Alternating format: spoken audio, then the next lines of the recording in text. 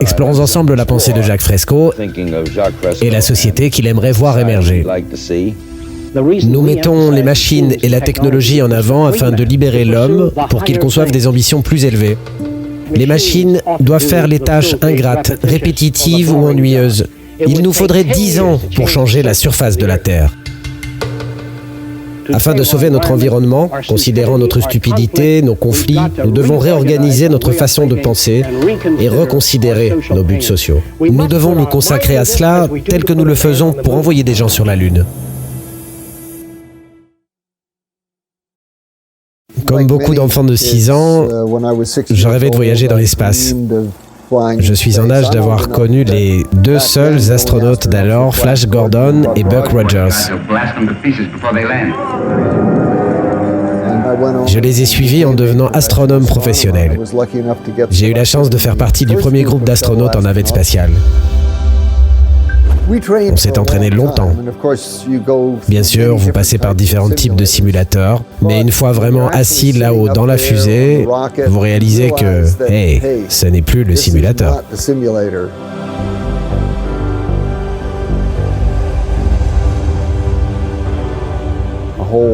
Toute la navette commence à vibrer sous le pas de tir. Puis ce grondement se fait sentir en dessous de vous. La fusée s'incline un peu vers l'avant. Au moment où elle revient en position verticale, tout à coup, les propulseurs à poudre auxiliaires s'enclenchent. Le bruit et les vibrations sont incroyables. Durant les 2 minutes qui suivent, vous êtes assis sur une puissance phénoménale.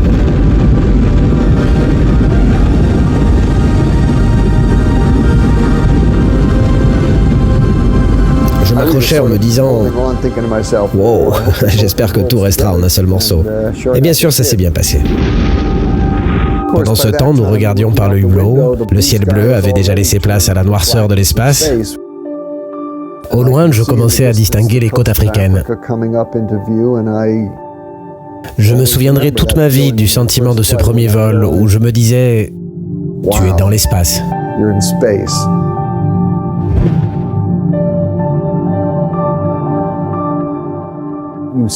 En orbite, vous pouvez observer l'aube et le crépuscule 16 fois toutes les 24 heures. Le survol de la Terre, de nuit en particulier, vous donne un réel sens de civilisation humaine. De jour, vous regardez en bas et voyez les couleurs de la Terre. Vous observez les formes de la masse terrestre, des continents. Une multitude de choses prodigieuses sont à voir pendant la journée. Puis, il y a la perspective de l'impact. L'impact de l'humanité sur notre planète. Et c'est assez effrayant. Tout au long de mes 11 années de vol, j'ai vu l'incessante déforestation de la jungle amazonienne.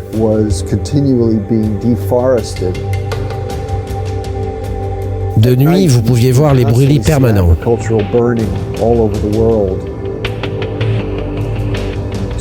Vous pouviez voir les porcs en train de s'envaser. Vous pouviez voir en Afrique le recul de la forêt chaque année. Et bien sûr, nous sommes conscients du changement climatique et de notre impact sur l'atmosphère. Vu de l'espace, l'autre aspect vraiment frappant est de réaliser à quel point notre atmosphère est mince.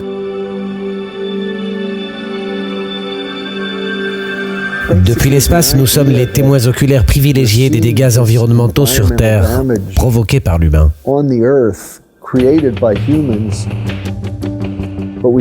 Et cette perspective cosmique nous suggère que ce problème ne peut pas être ignoré. La planète réagit à la présence de l'humanité.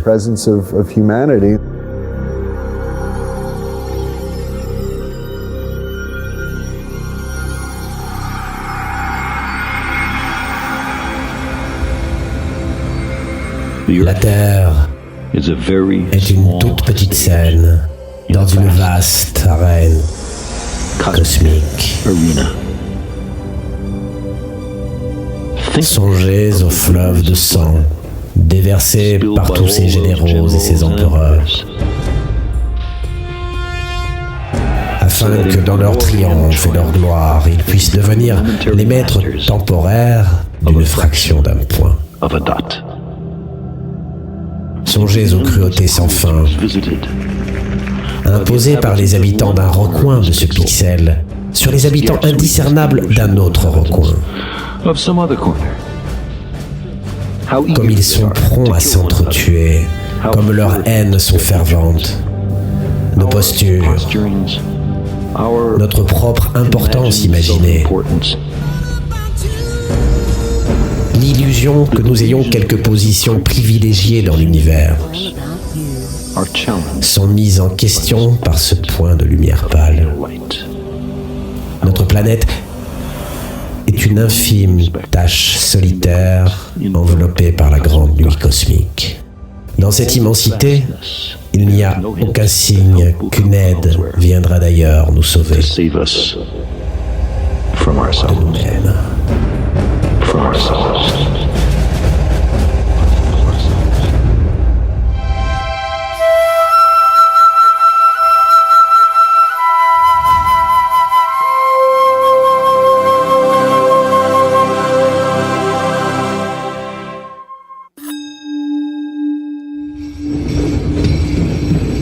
Pour la première fois dans l'histoire de l'humanité, nous avons la capacité, la technologie et le savoir pour réaliser une société d'abondance pour tous. Nous ne pouvons pas poursuivre sur le modèle actuel sans nous attendre à des conséquences funestes. Un rapport de l'ONU de 2012 estime que la population mondiale passera de 7 à près de 9 milliards de personnes d'ici 2040. La demande en ressources augmentera exponentiellement. Selon les projections, d'ici 2030, les besoins en nourriture augmenteront de 50%, les besoins énergétiques de 45% et les besoins en eau de 30%. Nous épuisons les ressources naturelles 50% plus vite que la capacité de renouvellement de la planète. À ce rythme, on estime que nous aurons besoin de plus de 3 terres supplémentaires pour pouvoir suivre la demande actuelle en ressources. Expliquez-nous ce qu'est la 6e extinction. Est-elle en cours? Quelle en est la cause? Nos actions en tant qu'êtres humains sur cette planète changent les conditions fondamentales de vie de façon rapide et dramatique. Et pourtant, des désastres environnementaux à la guerre, nos systèmes de valeurs obsolètes perpétuent la folie, nous menaçant sur de nombreux fronts. Ne peut-on rien faire de mieux que de réparer les dégâts après coup? Nos politiciens sont-ils capables ou même compétents pour gérer le monde qui nous entoure?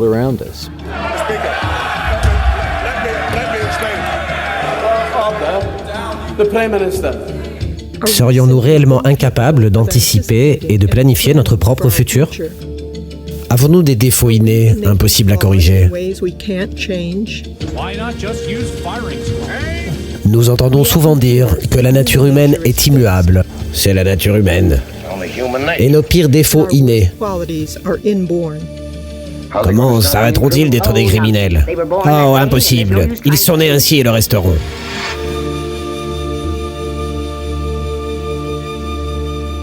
Je pense qu'il est difficile de parler d'une nature humaine définie en parlant de schémas d'action spécifiques chez des espèces non humaines. Mais le rôle de l'apprentissage est manifeste chez l'homme, que je surnomme l'animal qui apprend, car les humains apprennent plus que tout autre animal.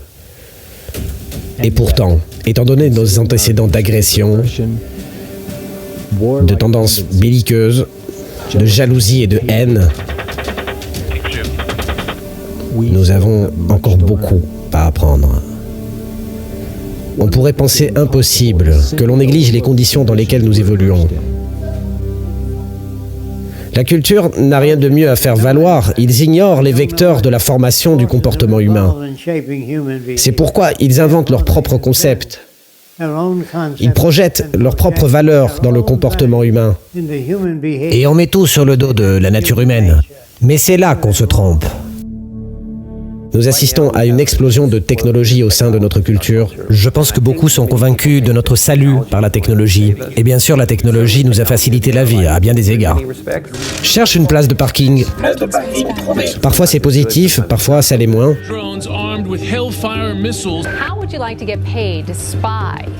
Mais il y a une technologie que nous n'avons pas et dont nous avons absolument besoin si nous voulons changer, c'est la technologie du comportement. La science du comportement nécessite d'être appliquée, telle que les sciences de la physique, de la chimie et de la biologie l'ont été. C'est là l'ingrédient manquant dans notre culture. Et c'est le plus difficile à aborder, car il s'oppose à la façon dont la plupart des gens se considèrent. Analyser le comportement humain de manière similaire à tout autre phénomène physique nous permettra de comprendre les facteurs responsables de la formation de notre comportement et de nos attitudes. Tous les chercheurs en sciences naturelles savent que leur domaine est soumis à une rigueur et à des lois, sinon ce n'est pas de la science. Les scientifiques du comportement savent que le comportement humain et celui d'autres organismes répondent également à un ordre et des lois. Ne pas le reconnaître signifie que vous acceptez le comportement humain comme pouvant être séparé du reste de la nature. Nous ne le supposons pas, nous partons du fait que le comportement humain est une composante naturelle. Le comportement humain, comme le reste, est soumis aux lois de la nature. Les tournesols ne se tournent pas vers le soleil. En agissant sur leur membrane, c'est le soleil qui les fait tourner. Un voilier ne vogue pas, le vent le déplace. Les plantes ne poussent pas, elles sont animées. Par le soleil, par le sol, la température, par de nombreuses choses. Toute chose dans l'univers est activée par une autre. Et il en va de même pour les comportements humains. Les personnes aussi sont contraintes par d'autres facteurs. Souvenez-vous, votre mère vous répétait sans cesse « tasse, table, lumière, papa, maman », jusqu'à ce que vous fassiez de même. Même la haine raciale est apprise. Les idées d'intolérance et de supériorité raciale sont enseignées aux générations successives. Vous pourriez être élevé pour haïr les Noirs américains, vous pourriez être élevé pour haïr les Juifs, les Suédois, toutes sortes de gens. J'ai horreur des Philippins. J'ai horreur des Mexicains. Je les hais tous. Nous pourrions élever un garçon juif dans une culture nazie, il deviendrait un bon nazi. Les processus mécaniques sont fondés sur de nombreux systèmes interactifs. Qu'as-tu là, fiston? Un avion. Comment vole-t-il? C'est l'hélice? L'hélice ne peut pas tourner sans un moteur, tu sais. Alors, c'est le moteur? Il a besoin d'essence. Donc, je suppose que c'est l'essence qui lui permet de voler. Presque, mais sans les bougies d'allumage et l'oxygène, l'essence ne brûlera pas. Alors, ce sont les bougies et l'oxygène? On pourrait le penser, même si tout cela fonctionne. Mais si tu n'as pas d'ailes et de gouverne pour gagner de l'altitude, l'avion ne quittera jamais le sol. Ce sont les ailes et les gouvernes qui les font voler alors? En fait, ce sont tous ces éléments, fiston. C'est une machine complexe. Il a besoin que toutes ces choses fonctionnent ensemble pour pouvoir voler. C'est comme bien d'autres technologies, même le comportement humain. Ce sont donc toutes ces choses ensemble qui le font voler. Exactement, petit. Tout comme n'importe quel système mécanique, notre comportement n'est pas motivé par une cause unique. Dieu donne aux gens le bon grain et l'ivraie. Cela révèle un dessein. Notre comportement est généré par les nombreuses variables en interaction que nous entretenons. L'environnement ne peut pas être le même pour deux individus. Cela contredit le propos de certaines personnes lorsqu'ils disent « J'ai 3 enfants, ils sont tous élevés dans le même environnement, mais ils sont devenus des personnes très différentes. » Dans cette définition, le terme « environnement » représente la maison, les parents. Il est impossible d'avoir exactement le même environnement. Admettons que vous ayez 2 enfants et vous jouez avec celui qui a 4 ans. Celui qui a 7 ans vous regarde en faisant la moue, la lèvre pendante. Qu'est-ce qui ne va pas? Et l'enfant fait ainsi. Vous créez la jalousie et l'envie. C'est de là que ça part. Mais d'un point de vue scientifique, l'environnement est constitué d'interactions permanentes entre votre comportement et ces événements à la fois internes et extérieurs à votre personne. Ainsi, l'environnement est en mouvement constant. Vous mettez les 2 enfants sur vos genoux et leur dites « je vous aime ». Vous ne devez jamais avoir de favoris ou jouer avec seulement l'un des 2. Si vous dites « tu peux aller au cinéma, mais toi tu n'iras pas tant que tu n'as pas fini tes devoirs », quand elle tombe dans les escaliers, l'autre affiche un rictus. Ce n'est pas qu'il soit mauvais, mais il se sent maltraité. Même nos concepts d'esthétique et de beauté sont souvent attribués à une qualité intrinsèque.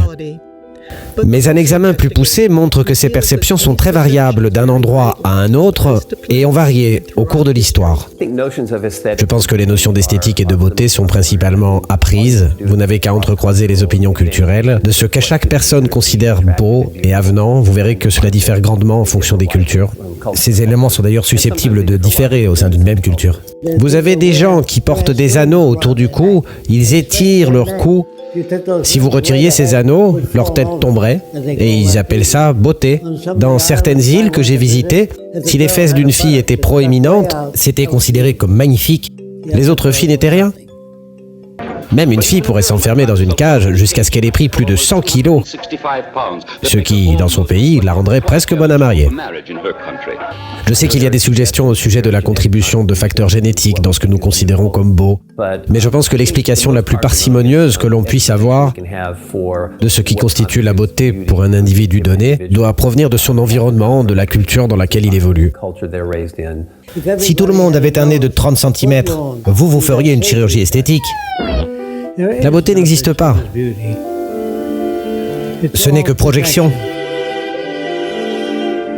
Si vous épousez la plus belle femme du monde, mais qu'il se révèle ensuite qu'elle est odieuse, ce visage deviendra laid à vos yeux.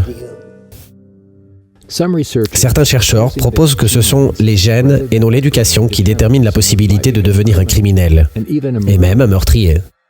Si vous demandez aux gens ce qui a contribué à faire d'eux des docteurs, avocats ou toute autre profession, la plupart conviendront que c'est une affaire d'éducation, les influences parentales, de professeurs et d'autres. Pas les gènes. Les gènes ne déterminent pas que vous deveniez avocat ou médecin. Les gènes ne nous donnent pas un système de valeurs ou un ensemble de procédures selon lesquelles agir. Les gènes ne façonnent pas notre comportement, ils sont eux-mêmes façonnés par notre histoire évolutionnaire, mais notre comportement seul est directement formé par l'environnement auquel nous sommes exposés. Le comportement ne naît pas du vide, il dépend toujours d'un apport environnemental considérable. Je voulais savoir si les hommes avaient une attitude naturelle vis-à-vis des femmes, ou s'ils l'apprenaient. Ainsi, il y a des années, je suis allé dans des îles. Un élément intéressant était que ces insulaires ne portaient pas de vêtements. Eh bien, je n'y ai jamais vu un homme scruter le corps d'une femme. Les enfants nagent nus lorsqu'ils sont bébés, les garçons et les filles ensemble. Il n'y avait pas de voyeurs sur l'île. Pas plus qu'il n'y avait de photos de femmes nues dans les huttes. Parce que la nudité était quelque chose de normal. Il disait aux femmes « moi, aimez-toi », il les caressait de la tête aux pieds. Il ne s'arrêtait pas aux seins. Les hommes sont obnubilés par les seins dans ce pays, car on leur apprend « hé, mate-moi cette meuf ». Et à qui la faute? Pas aux démocrates. Et c'est entièrement la faute à Obama. Bien sûr, la notion traditionnelle attribue à l'individu sa propre responsabilité et autonomie. Elle prête notamment crédit à l'individu pour son comportement et aussi à la possibilité de blâmer l'individu pour ce dernier. Blâmer les gens pour leur comportement est l'une des choses les plus préjudiciables de notre soi-disant culture avancée. Leur comportement est façonné par la culture dans laquelle ils sont élevés. Et bien sûr, cela part du principe que nous serions libres et choisirions notre comportement librement. Mais d'un point de vue scientifique, c'est exactement l'opposé. Au contraire, ce point de vue est déterministe. Il suggère que notre comportement est régi par des lois systématiques, avec des causes et des effets. Il n'existe aucun tueur en série qui n'ait pas été exposé à un milieu qui a fait ce qu'il est devenu. Tous les criminels de New York sont devenus comme ils sont en s'associant avec d'autres personnes similaires. Nos systèmes sociaux et judiciaires accusent et punissent l'individu. Ces tentatives de modifier le comportement par la punition ignorent tout du parcours et de l'entourage de l'individu qui ont construit ce comportement. From old school prison gangs to disruptive street gangs, it's a dangerous mix for staff and inmates alike. Les recherches démontrent que l'apprentissage change aussi la structure physique et chimique du cerveau. Évidemment, il y a de nombreux facteurs contribuants, mais les gènes ne jouent qu'un faible rôle dans notre façon d'apprendre, en comparaison aux effets de l'environnement général. Aucun bébé chinois n'est né en parlant chinois. Vous saviez ça? Il est allé à l'école pour apprendre la langue. Aucun bébé français n'est né en parlant français. Peu importe le temps passé par les parents à parler français, les enfants sont forcés de l'apprendre. Notre cortex cérébral est vraiment constitué de plasticité. Notre comportement est très malléable et adaptatif. Nous sommes la créature la plus adaptative de la planète.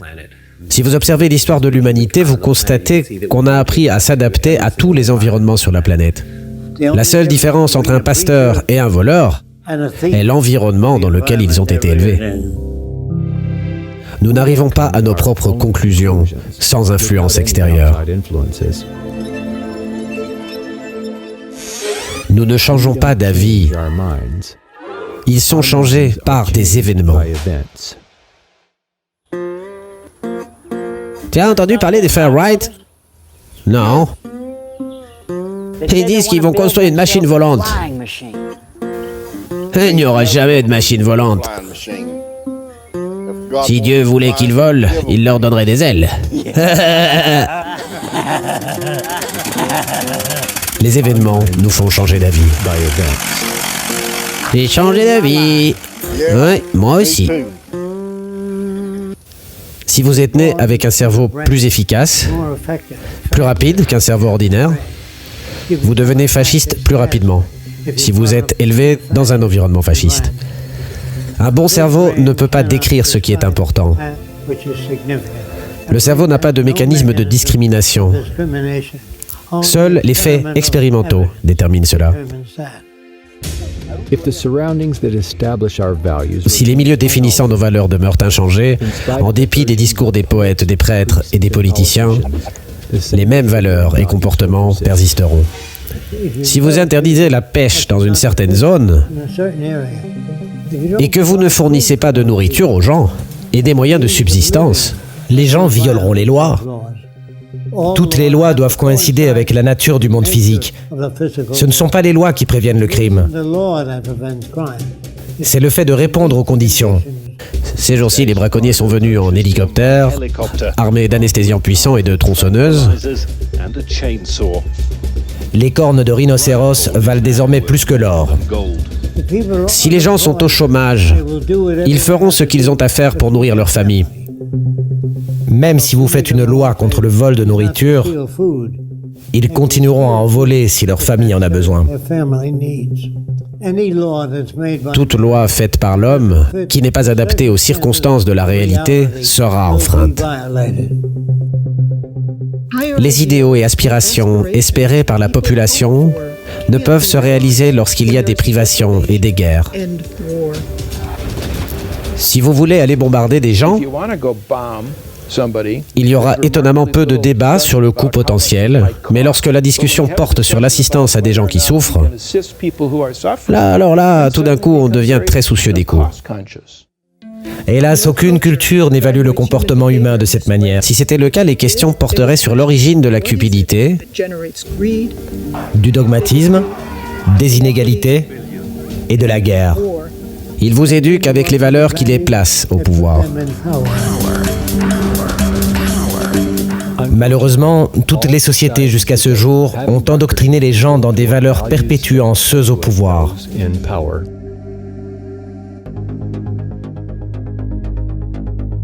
Examinons donc les facteurs clés qui gouvernent la vie des peuples et des nations. L'argent et les valeurs, les comportements et les conséquences que cela engendre. Les données temporelles sur les ventes, le personnel de vente rapide.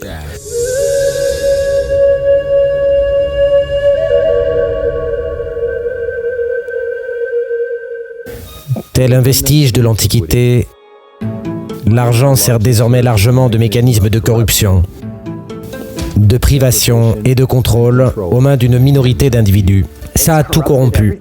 Je veux dire, chaque institution dans laquelle nous vivons est corrompue par l'argent. Et ce que je trouve fascinant, c'est que nous puissions devenir esclaves de quelque chose que nous avons créé. Pas physiquement, bien sûr, mais mentalement asservi à une notion qui fut inventée par l'humanité. C'est archaïque, parce que je pense que nous avons largement dépassé la nécessité et le potentiel de l'argent. Il est appréciable que le peuple de cette nation ne comprenne pas notre système bancaire et monétaire, car si tel était le cas, je pense que nous serions confrontés à une révolution avant demain matin. Pour tenter de survivre, beaucoup cumulent plusieurs emplois. Ils peuvent voler, mentir ou escroquer. Autant de stress pour l'individu moyen, inquiet pour le loyer, le chômage ou le prêt habitation. À une plus grande échelle, l'appât du gain crée un cycle impitoyable de dévastation. La maladie, la pollution et la guerre sont acceptés comme normales. Vous avez comme une forme d'économie de la guerre qui dès lors s'auto-alimente. Vous avez des gens puissants à la tête d'un pouvoir creux pour qui il est dans l'intérêt de perpétuer les conflits. Mais tout cela profite à une minorité au sommet qui vit en parasite par la manipulation et le contrôle de l'argent. À l'heure actuelle, le système bancaire soumet efficacement les individus. Il a servi les étudiants, il a servi les institutions et il pille leurs ressources. Ils se sont constitués de telle manière à disposer de banques centrales privées qui se financent sur l'intérêt de la devise, ce qui leur permet de s'enrichir sans faire quoi que ce soit. Et qui fait tout cela? C'est un groupe de banquiers. Le système de réserve fédérale, c'est un système privé. La Fed est une banque privée, détenue par des actionnaires privés. Ne vous faites pas leurrer par le terme fédéral. En 1913, date à laquelle Woodrow Wilson promulgua les décrets légaux du système de réserve fédérale, alors que la plupart des membres du Congrès étaient chez eux. Et cette législation fit passer la gestion de la Banque centrale des États-Unis à un conseil d'administration privé, faisant de lui le seul groupe à pouvoir émettre les billets de réserve fédérale ou les dollars américains. Le président Wilson l'a regretté. Il a décrété qu'il venait tout juste de vendre ce pays en aval. Une grande nation industrielle est sous le contrôle de son système de crédit. Notre système de crédit est concentré. C'est pourquoi la croissance de notre nation ainsi que toutes nos activités sont entre les mains d'une poignée d'hommes. Nous sommes devenus l'un des gouvernements du monde civilisé les plus dominés, les plus contrôlés et sous emprise. Un gouvernement par l'opinion et la coercition de petits groupes d'hommes dominants. Président Woodrow Wilson, 1916.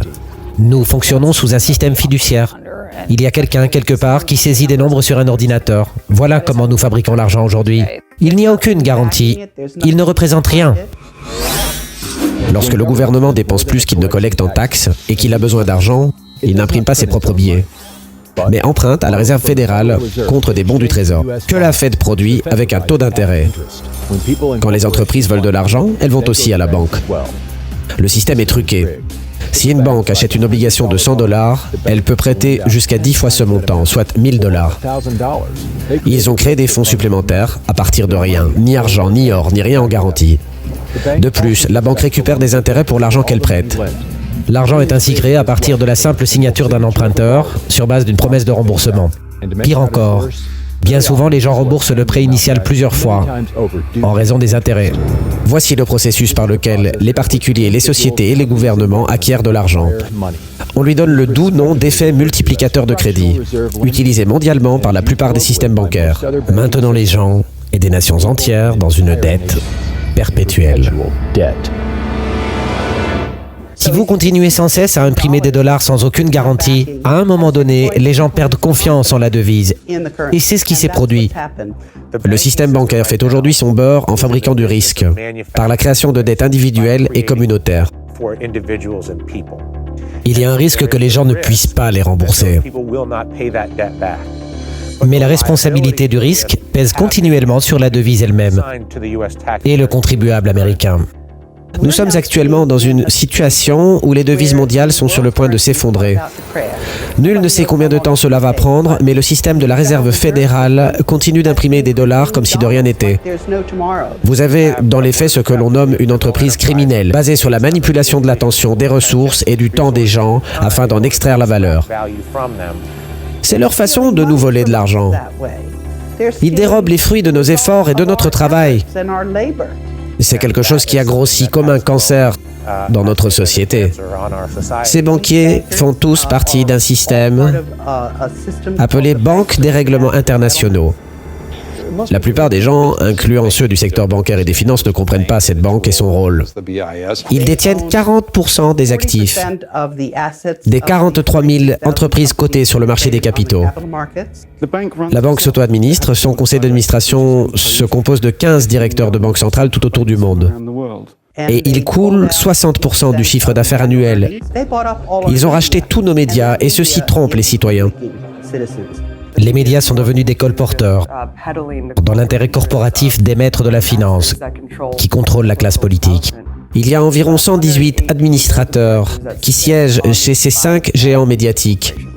Ils siègent dans différents autres comités, de Monsanto à l'armement ou à l'agroalimentaire. Quand tous ces intérêts se mélangent, il devient très difficile de différencier quels intérêts sont exposés par les médias grand public.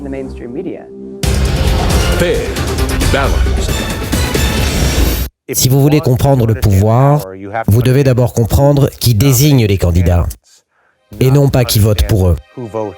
Notre système n'est pas une démocratie. Le pourcentage de notre population qui participe au processus de nomination est littéralement inférieur à 5%. Et en réalité, il est en deçà de 1%. Si je contrôlais le processus de nomination de tout ce que les gens mangent, et que je nominais toujours les hamburgers ou le poulet frit en disant que cela est une démocratie, que vous pouvez manger ce que vous voulez tant que ce sont des hamburgers et du poulet frit, serait-ce une démocratie? Je pourrais vous le vendre comme tel, car je ne décide pas burger ou poulet frit à votre place.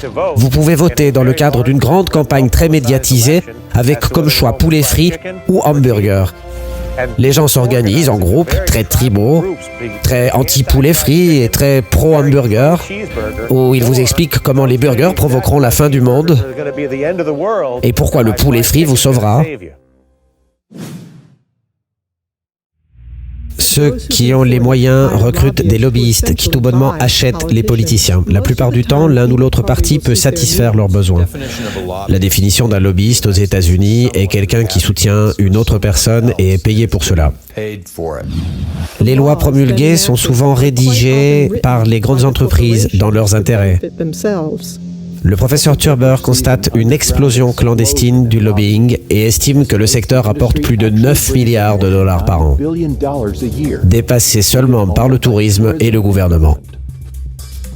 La raison pour laquelle rien ne change, ni ne peut changer pour le moment, est que les banques ont un nombre de lobbyistes à Washington comme je n'en ai jamais vu. Les lobbyistes ne sont là que pour acheter des accès. Ils ne sont pas là pour améliorer le processus démocratique. Quant aux familles et aux travailleurs, ils ne disposent évidemment pas de telles représentations de pouvoir et d'influence pour veiller à leurs intérêts.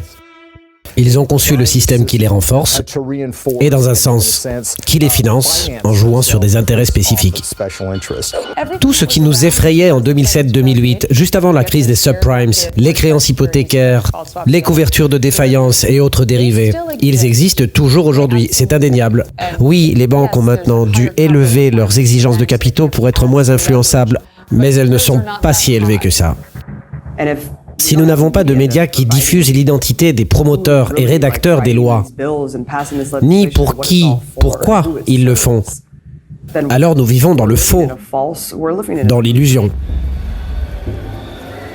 Généralement, les lois de ce pays sont écrites par les riches et les puissants, qui, par définition, sont ceux qui contrôlent les assemblées et les leviers des systèmes de pouvoir dans ce pays. C'est une réalité effrayante, parce que vous pouvez payer pour obtenir des lois qui vous servent, vous ou votre entreprise. Il y a totale impunité pour les grandes entreprises qui opèrent sans relâche et polluent la planète entière. Un important déversement de cendres toxiques de charbon soulève encore des questions sur la salubrité de l'eau et la capacité des régulateurs à surveiller l'industrie. Personne n'est jamais responsable. Un avertissement, quelques amendes ça et là, pour des faits allant de l'esclavage à l'anéantissement des ressources planétaires. Et donc ces timides petites tapes sur les doigts aux industries qui violent le droit et qui prennent des raccourcis continueront aussi longtemps que ce sera rentable. L'année passée, JP Morgan a payé 13 milliards de dollars rien qu'en amende. Tout cet argent, me direz-vous? Eh bien, ils avaient mis 19 milliards de côté uniquement pour ça. JP Morgan, réel le sait, 410 millions de dollars d'amende, mais JP Morgan n'admet aucune faute. Goldman Sachs a posé au préalable 550 millions de dollars sans admettre de faute. UBS a accepté de payer près de 50 millions de dollars. Selon les termes de l'accord, UBS n'a admis aucune faute. Je pense que les gens qui commettent les crimes sont dans une position sociale qui le leur permet. N'est-ce pas Bertolt Brecht qui disait « Il y a pire que de braquer une banque, c'est d'en fonder une ». Comme nous l'avons constaté surtout, des scandales des prêts épargne jusqu'à la débâcle de Wall Street, les propriétaires des banques pillent trop fréquemment les institutions qui les emploient. Ils commettent toutes sortes d'actes illégaux et sont pourtant très rarement poursuivis en retour. Historiquement, les gouvernements ont également agi comme agents pour les classes aisées, sans le moindre équivoque. Oui, les plus idéalistes des politiciens sont peut-être rentrés en politique pour changer le monde. Mais s'ils sont doués, c'est-à-dire bons dans leur travail, alors ils ne changeront pas le monde. Ils serviront les intérêts de leurs mécènes pour gravir les échelons politiques. Ils disent « Écrivez à votre représentant du Congrès, mais bon sang qui est cet abruti à qui il faudrait écrire. Il devrait être à la pointe du savoir et de la technologie. Vous n'auriez pas à lui écrire. Je suis sûr que la plupart d'entre vous avaient déjà pris l'avion. Vous n'avez pas à écrire au pilote pour lui dire « Hé, tu voles pas droit. Mais redresse, bon Dieu !» Non, il connaît son métier et c'est pour ça qu'il s'est fait embaucher. Aujourd'hui, les gens à Washington sont avocats ou hommes d'affaires et ils ne sont pas aptes à résoudre les problèmes. Si le but ultime est un monde dirigé par le profit, alors ses intérêts vont être servis en premier et tout le reste restera secondaire. Hélas, c'est la triste réalité. Il n'existe aucun système de valeurs offert qui soit bénéfique à l'humanité, car tout est basé sur le consumérisme et la réalisation de profits. On se sert de techniques pour faire grossir les animaux plus vite. Plus vite vous multipliez les cellules d'un poulet, plus vite vous le vendez. Est-ce que cela est nocif? Est-ce que ça a un impact sur la santé humaine? Ce n'est pas leur problème, ils ne se soucient pas de cela. Ils sont là pour vendre des poulets. La richesse va dans les mains des ultra-riches plus rapidement que jamais au cours de l'histoire. Le succès des pays industrialisés s'est reposé sur l'échec et le manque de développement des pays émergents. La raison de leur oppression tient du fait de leur endettement vis-à-vis des pays du Nord.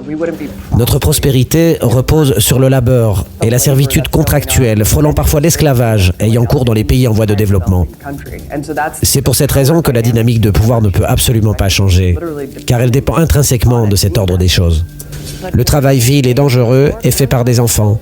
Les travaux en profondeur sont typiquement réservés aux adolescents, dans des mines maintenues par des branchages. Le danger est bien réel.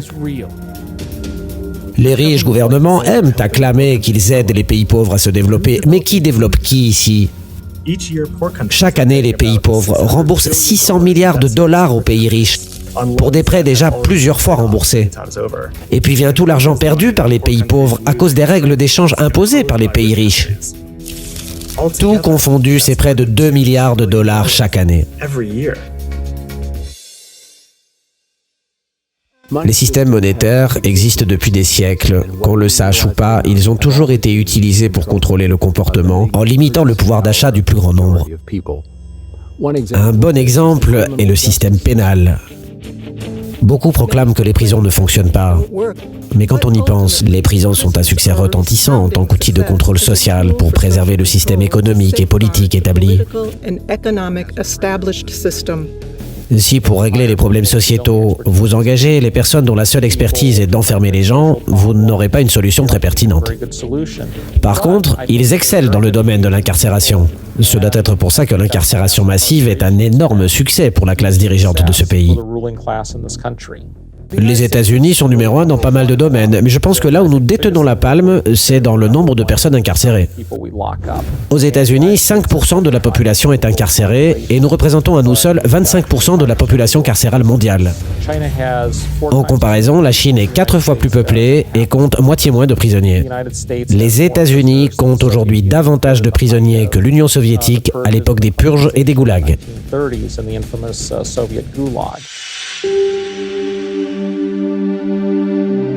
La pauvreté est un cercle vicieux dont les pauvres s'échappent rarement. Des études démontrent que la rareté réduit les capacités mentales et la performance cognitive. Chez l'enfant, cela affecte le développement cérébral et la mémoire. De plus, les pauvres sont souvent obligés de vivre dans des zones où l'air est de mauvaise qualité. Bien loin d'être un problème exclusivement réservé aux populations pauvres, c'est tout le spectre socio-économique qui souffre lorsque l'eau, les sols, la nourriture sont pollués par des épandages d'énergie fossile ou les radiations provoquées par des accidents nucléaires. L'infrastructure énergétique actuelle cause environ 2,5 à 4 millions de décès chaque année dans le monde, des suites de maladies respiratoires, cardiovasculaires et de complications asthmatiques. Nous sommes au centre-ville de Pékin et les taux de pollution ont encore dépassé tous les records. Les relevés sont à hauteur de 25 fois les normes de l'OMS, incluant de 50 à 100 milliers de morts par an aux États-Unis, dont 16 000 rien que pour la Californie. Le système économique au sein duquel nous vivons aujourd'hui détruit la planète, car il est basé sur un modèle insoutenable. L'infrastructure énergétique actuelle, qui fonctionne depuis longtemps, a conduit à l'accumulation de gaz et de particules à effet de serre. Et c'est ce qui cause le réchauffement climatique. Le climat de la Terre se réchauffe plus rapidement que jamais depuis la fin de la dernière ère glaciaire. En outre, les taux élevés de CO2. Le CO2 se dissout dans l'eau et devient acide carbonique, entraînant l'acidification des océans. Cela détruit les récifs coralliens. Nous devons réaliser que notre planète a une certaine capacité régénérative et qu'il ne fait aucun doute que nous sommes passés par plusieurs extinctions massives. Nous possédons un catalogue de fossiles témoignant du rétablissement planétaire. Il y a toutefois une capacité porteuse limitée. Il y a de nombreux impacts additionnels au changement climatique. La montée du niveau de la mer est une préoccupation majeure. Actuellement, près de 65 à 70 mètres de ce niveau est stocké sous forme de glace, principalement en Antarctique, mais aussi dans les glaciers du Groenland, dans la mer gelée de l'Arctique ou dans d'autres lieux. Une température suffisamment élevée pour faire fondre la glace provoquerait une élévation de 65 à 70 mètres des océans, recouvrant ainsi 7% de toutes les terres, et tout cela le long des côtes, là où vit la majorité de la population mondiale, ce qui occasionnera un véritable désastre. On assiste à un renforcement des tempêtes, une intensification des ouragans et un durcissement de la météo en lien avec le changement climatique. Des problèmes importants y sont associés et ils sont tous corrélés aux émissions de la combustion du charbon, de l'essence et du gaz, qui sont présents depuis la révolution industrielle qui a débuté entre le milieu et la fin du XVIIIe siècle.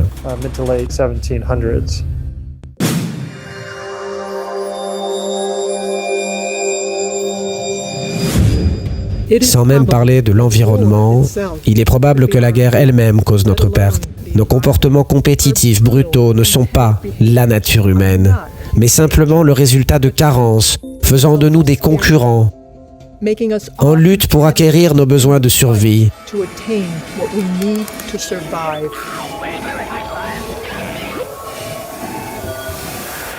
Bien que la rareté sévisse dans la nature, elle est intentionnelle chez les industriels et les gouvernements pour le profit ou l'intérêt national. Aussi longtemps que les nations vivront dans la rareté, les conflits continueront entre les gens. Crimes, meurtres et autres violences. Jusqu'à la guerre totale.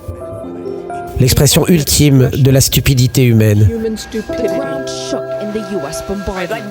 Si l'humanité veut survivre, ses comportements doivent être dépassés.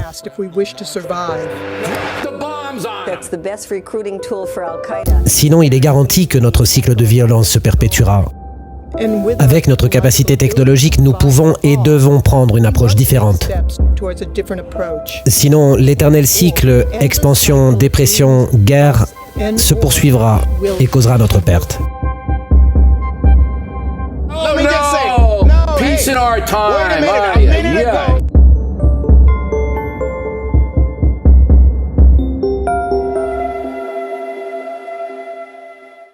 Aucun pays, et surtout pas les États-Unis, ne va en guerre pour libérer ou répandre la démocratie. La seule motivation concrète à la guerre est l'acquisition de ressources. Dans le cas états-unien, il s'agit en général de ressources énergétiques. Ou, devrais-je dire, de soutenir des alliances politiques pour préserver l'accès aux ressources énergétiques. Smedley Butler, major général du corps US des Marines le plus décoré des Marines à la date de son décès, l'a bien précisé en écrivant ceci. J'ai passé 33 ans et 4 mois au service militaire actif. Et durant cette période, j'ai passé la majeure partie de mon temps comme homme de main haut de gamme pour de grandes entreprises, pour Wall Street et les banquiers. En bref, j'étais un racketteur, un escroc, au nom du capitalisme. J'ai aidé à sécuriser le Mexique pour les intérêts pétroliers américains. J'ai aidé à transformer Haïti et Cuba en endroits respectables pour que les gars de la National City Bank puissent y collecter leur argent. J'ai facilité le viol d'une demi-douzaine de républiques d'Amérique centrale pour le compte de Wall Street. J'ai aidé à purifier le Nicaragua pour l'International Banking House du groupe Brown Brothers. J'ai apporté la lumière à la République dominicaine au nom des intérêts du sucrier américain. J'ai aidé à transformer le Honduras. En Chine, j'ai veillé à ce que la Standard Oil continue ses activités impunément. Avec le recul, j'aurais pu donner quelques tuyaux à Al Capone. Le mieux qu'il ait fait, c'était d'opérer son racket sur 3 quartiers.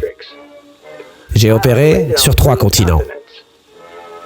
La guerre est un racket, elle l'a toujours été. Un petit nombre en profite et le grand nombre paie.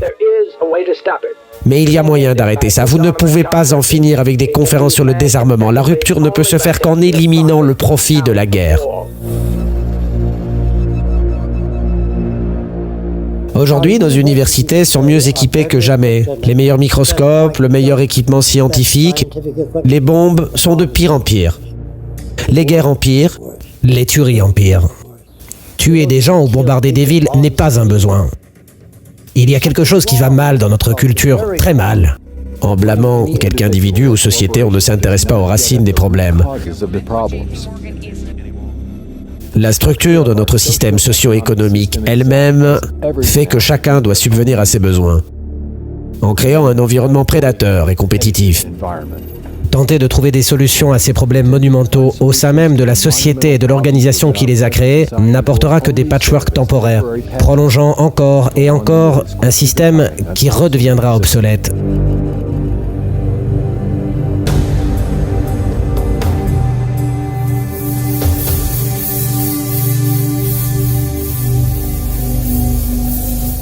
Aujourd'hui, plus que jamais, une civilisation soutenable est possible, mais surtout indispensable. Nos conceptions sociales, nos langages et nos valeurs ont évolué depuis les temps anciens. La réalité de la rareté de ces temps passés a façonné nos comportements et demeure profondément ancrée dans toutes les cultures contemporaines. L'histoire de la civilisation est une histoire de changement, ce qui inclut également nos systèmes sociaux.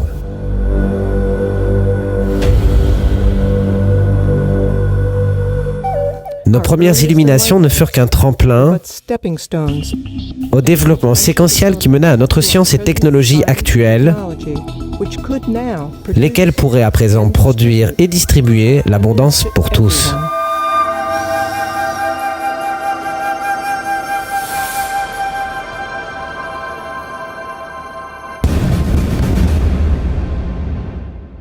Il est indéniable que nombre d'emplois ne reviendront simplement pas, mais ce qui est probablement l'élément moteur principal est la façon dont la technologie nous distance de façon fulgurante. Si nous continuons sur la voie actuelle, les 10 prochaines années seront encore plus disruptives que les 10 dernières, car la technologie connaît une accélération plus rapide.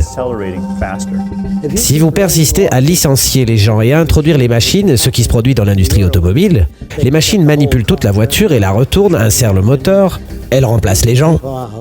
Il arrivera un moment où des millions de gens n'auront plus le pouvoir d'achat pour se payer une voiture. Et à ce stade, le système s'effondre.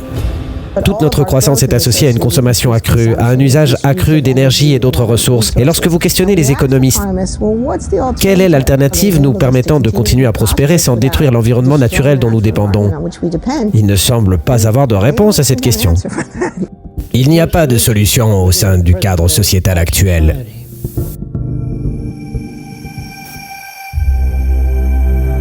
Un modèle économique basé sur les ressources tel que le propose le Venus Project est une alternative réalisable.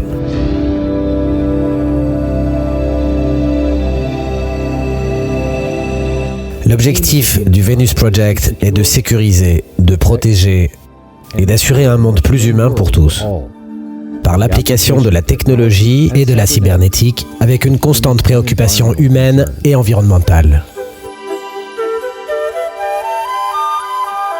Les gens ont besoin d'être informés pour aborder intelligemment le futur. Sans information, il n'est pas possible de développer une culture soutenable. Ce ne peut être réalisé par la politique car les problèmes sont techniques. Même si vous parveniez à réunir les personnes les plus efficaces et les plus éthiques au monde, du plus haut niveau moral, et les placiez à la gouvernance, lors d'une panne de courant chez vous, c'est d'un électricien dont vous avez besoin. Lorsque les barrages ne génèrent pas assez d'électricité, ce n'est pas d'un politicien, fût-il hautement moral, dont vous avez besoin, mais d'un ingénieur électrique. Ainsi, nos problèmes mondiaux peuvent être résolus par des personnes techniques.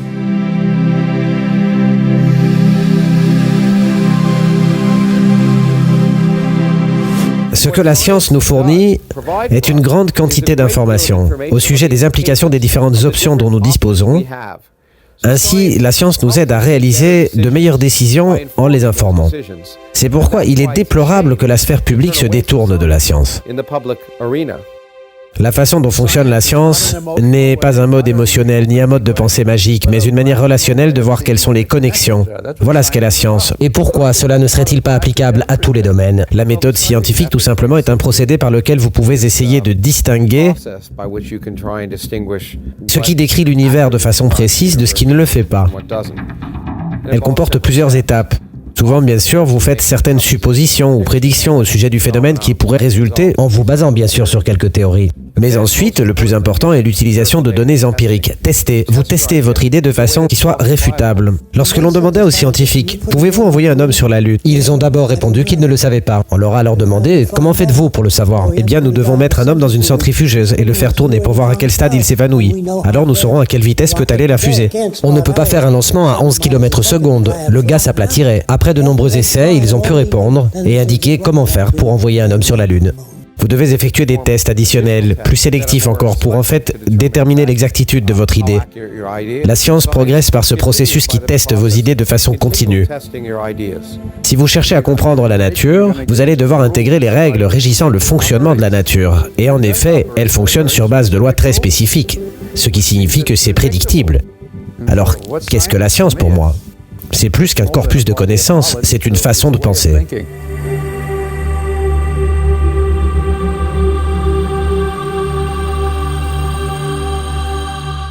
Le langage lui-même est sujet à interprétation.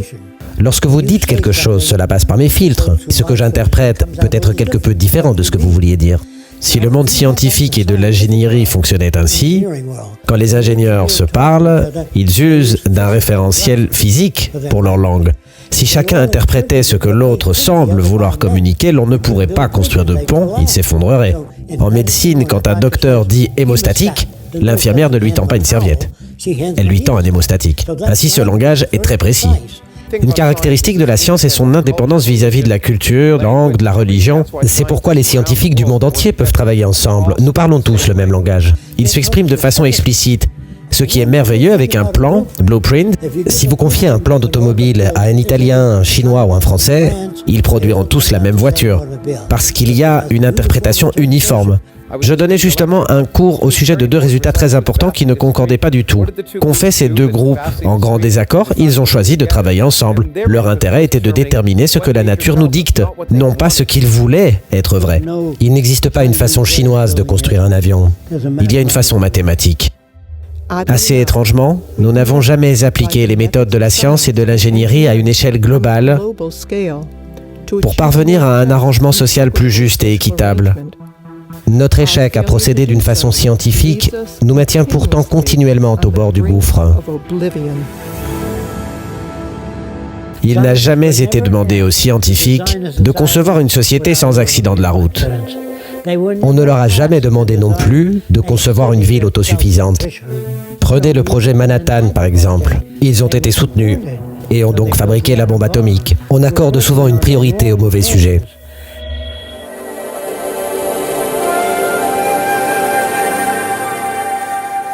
Je parle d'une société de coopération globale, où toutes les nations œuvrent à l'amélioration de la destinée de l'humanité. Pourquoi faire cela? Car plus les gens seront intelligents, plus riches et en sécurité sera l'humanité. Mais si dans le futur vous réunissez toutes les nations et qu'elles peuvent voir l'avantage de partager toutes les ressources terrestres et l'ensemble des connaissances de tous les pays, dès qu'ils réaliseront cet avantage, ils s'uniront. S'ils ne le font pas, ils s'entretueront. Voilà où on conduit les guerres sans fin, au brigandage. Que pouvait-il arriver d'autre? Mais nous, qui sommes tout ce qu'il reste des anciens ingénieurs et mathématiciens, nous sommes engagés à sauver le monde. Nous sommes les derniers dépositaires de la civilisation quand tout le reste a échoué. Si notre planète rencontrait la menace d'une catastrophe globale, comme une large météorite fonçant droit sur la Terre, les nations s'uniraient et en appelleraient à la science et à la technologie pour éviter la catastrophe imminente. Les conflits frontaliers cesseraient. Les banquiers, juristes et hommes d'affaires seraient incapables de résoudre le problème. Les ressources seraient exploitées sans coût ni profit. Aujourd'hui, nous affrontons de nombreuses menaces communes, s'étendant bien au-delà des frontières nationales.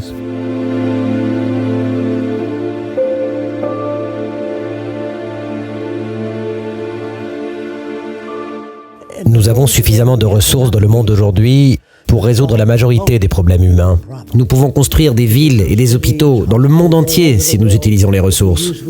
En revanche, si vous conscriviez tout l'argent du monde, il n'y en aurait pas assez pour construire des hôpitaux et des logements et financer l'éducation des étudiants. Mais les enseignants et les bâtiments que nous pourrions utiliser pour créer des universités, nous les avons.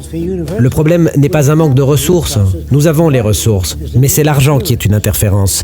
Il limite nos capacités et il limite nos rêves. Imaginez les possibilités d'une mobilisation sans précédent, d'alliances scientifiques et techniques pour la résolution des problèmes, sans l'interférence de l'argent ou des politiques. Pour initier la restauration et l'unification du monde. Ceci pourrait aisément permettre un haut niveau de vie pour tous.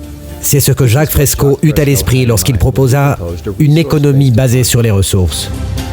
Si notre planète venait à manquer de ressources vitales, peu importe la quantité d'or, d'argent et de possessions que vous auriez, vous ne pourriez pas survivre. Notre survie tout entière est basé sur les ressources. Le fait de grandir pendant la Grande Dépression au début des années 30 à New York fut un catalyseur pour l'œuvre de sa vie. Jacques explora de nombreuses alternatives sociales différentes durant cette période, mais toutes semblaient insatisfaisantes. Il a rejeté les méthodes d'enseignement obsolètes de l'époque et s'est même vu attribuer des privilèges spéciaux par son proviseur. Il a lu des livres qui ont fait progresser son intérêt pour le comportement humain et le changement social.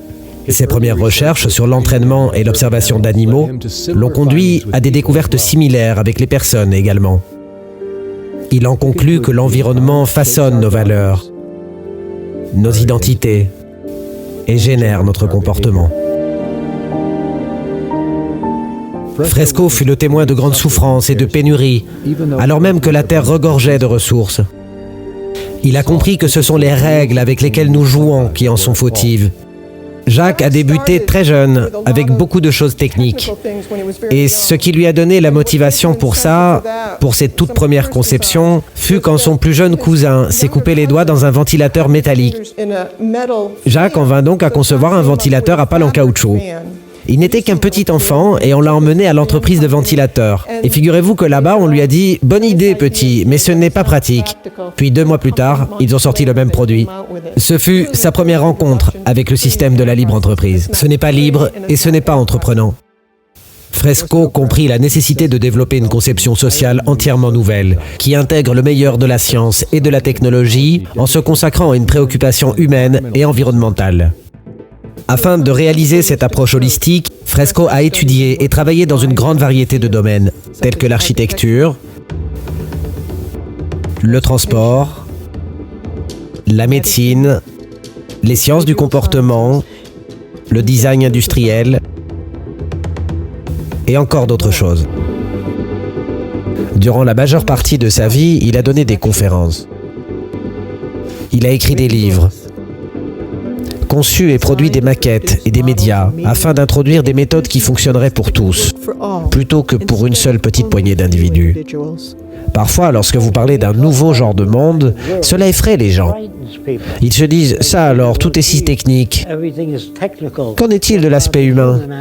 J'ai donc dû concevoir des modèles et construire des maisons, des bâtiments, pour montrer aux gens dans quel type de logement ils pourraient vivre à l'avenir, dans ma vision.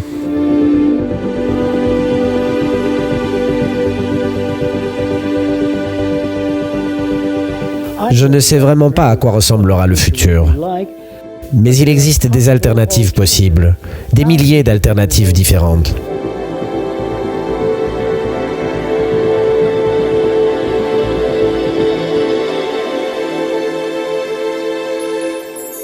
Jacques Fresco et la cofondatrice Roxanne Meadows ont construit des structures expérimentales afin de tester et illustrer ces concepts et concevoir un centre de recherche permettant d'assurer la promotion des objectifs et des propositions. Nous avons emménagé ici dans les années 80 et dans l'ensemble, c'était une parcelle plate de tomates pour l'essentiel. Nous avons obtenu 4 hectares et plus tard 4 autres hectares. Jacques voulait une île dans les Caraïbes qui coûtait 800 000 $. Nous ne pouvions pas nous le permettre. Donc nous nous sommes installés ici, 2500 $ l'hectare à Vénus, en Floride. Nous avons planté des centaines de palmiers et d'arbres fruitiers, creusé des voies d'eau, et puis les animaux sont venus. Nous avons des cerfs, beaucoup d'alligators, d'ours, de renards, de ratons laveurs. Nous vivons donc réellement en harmonie avec la nature ici. Et vous avez devant les yeux un excellent exemple de ce à quoi ressemblerait la périphérie des villes de Jacques. Les bâtiments sont relativement proches les uns des autres, mais il y a tellement d'arbres que vous avez l'impression de vivre en forêt. La principale ambition du projet Vénus est de faire converger toutes les nations du monde vers des objectifs communs, comme une eau et un air sain, une nourriture non contaminée, et rendre tout cela accessible à l'ensemble de la population.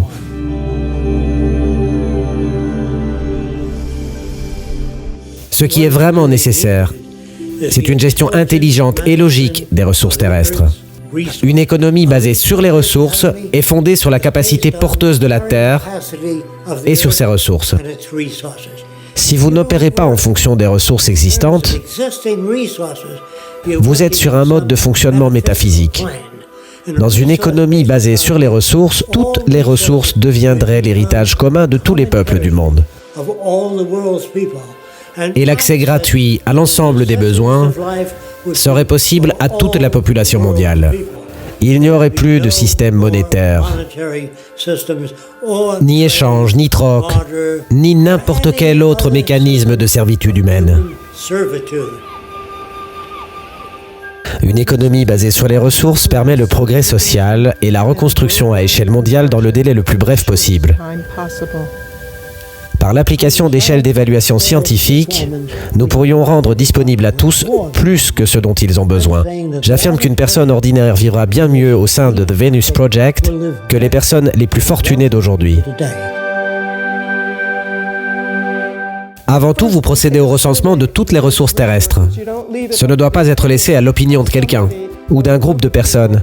Vous faites un bilan de ce dont vous disposez et cela vous donne les paramètres de ce avec quoi vous pouvez commencer à travailler. Vous faites donc un inventaire de votre personnel technique, de vos réserves d'eau, de vos terres arables, de la santé et des besoins de la population et vous construisez en accord avec ces données. C'est ce qui définira l'emplacement de vos hôpitaux et de toutes les autres infrastructures. Une économie basée sur les ressources fonctionne telle une économie de charges à répartition équilibrée. Cela signifie éviter les pénuries et les dépassements, optimisant donc l'efficience et la conservation d'énergie.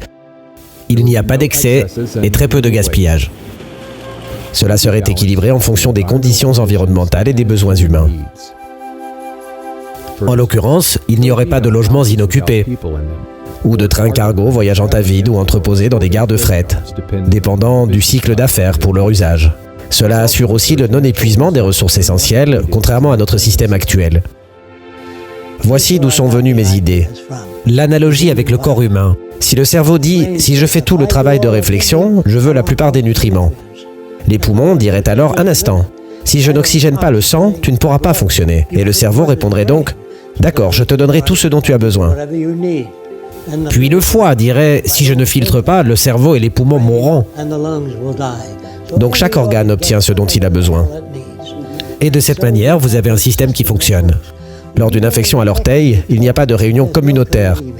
Pas de démocratie où l'on envoie un comité au cerveau pour discuter du fait qu'il y a une infection à l'orteil et où le cerveau dirait très bien, nous allons réaliser une étude de 3 mois et entre-temps, l'infection à l'orteil est déjà arrivée au genou. Afin de parvenir à une gestion intelligente des ressources, les technologies sont utilisées pour contrôler et suivre les produits et les services. C'est similaire au processus industriel d'aujourd'hui, mais mis à jour de manière à distribuer équitablement les produits et les services à tous. Ceci est la base pour une approche intégrale et mondiale des systèmes. Je peux imaginer une économie d'abondance où les robots font la majorité du travail, où notre nourriture, nos vêtements, nos logements sont créés par des machines. Et je pense qu'il est très réaliste pour nous d'éliminer complètement la pauvreté absolue dans le monde entier, pas uniquement aux États-Unis d'ici l'an 2035. Personne n'aura plus jamais à mourir de faim. Ce pourrait être une étape majeure, réalisable grâce à la technologie. Lorsque l'on informatise tout, que l'on produit des choses et qu'on les rend disponibles, le coût du contrôle devient trop bon marché. Avec les ordinateurs les plus aptes, nous pouvons arriver à des décisions plus appropriées sur une échelle globale. Je n'ai aucun doute sur le fait que les machines finiront par être de plus en plus assignées à la prise de décision. Par exemple, il y a plusieurs années, un pilote regardant au dehors de l'avion aurait dit « je pense à être 1 km de hauteur ». Mais aujourd'hui, ils ont un radar Doppler et savent exactement à quelle hauteur ils se trouvent. Donc on ne veut plus d'approximation humaine quand une machine peut le faire. Ainsi, je visualise un futur dans lequel ce sont des ordinateurs très sophistiqués qui prennent les décisions. Maintenant, comment les ordinateurs prennent-ils des décisions? Leurs tentacules s'étendent au domaine du transport, de l'agriculture, de façon à pouvoir prévenir à quel moment le sol est épuisé lorsqu'il y a moins d'eau. Car ces ordinateurs auront des capteurs intégrés au sol. L'ordinateur sera connecté au département météorologique, aux zones sismiques, à tout. J'imagine donc qu'à terme, tout le gouvernement sera informatisé. Aujourd'hui, l'ordinateur le plus rapide est en Chine. Le superordinateur Tianhe-2 est capable de 33,86 quadrillons d'opérations par seconde. 80% de ce que nous faisons serait déjà assuré par des ordinateurs. Est-ce une réalité? Absolument. Je n'ai aucun doute. Vous ne voudrez pas qu'un docteur fasse votre diagnostic dans le futur, qu'il vous surveille ou choisisse votre traitement. C'est pour cela qu'IBM Watson essaie de choisir des traitements au cancer, parce que c'est trop complexe à faire pour des humains. Il y a 15 000 maladies, 15 000 appareils, médicaments, traitements, prescriptions. Admettons que vous soyez un patient cardiaque. Pensez-vous que votre cardiologue ait lu ne serait-ce qu'une centaine d'articles parmi les 5000 publiés l'année dernière sur les maladies cardiaques? Aucune chance. Mais l'ordinateur, lui, pourrait les avoir toutes lues? Absolument. Vous avez peut-être vu Watson d'IBM battre le champion du monde au jeu Jeopardy. Eh bien, cette même technologie peut aussi être utilisée pour résoudre des problèmes juridiques, pour répondre à des questions dans des centres d'appel, pour faire des diagnostics médicaux. Ce sont des technologies merveilleuses qui ont d'énormes implications pour l'avenir. Récemment, j'ai eu la chance de voyager en voiture autonome. Il y a 10 ans, j'aurais dit que c'était impossible. Mais bien sûr, c'est arrivé, et conduire sur la route 101 en Californie a été pour moi une expérience à couper le souffle. Au début, c'était un peu angoissant.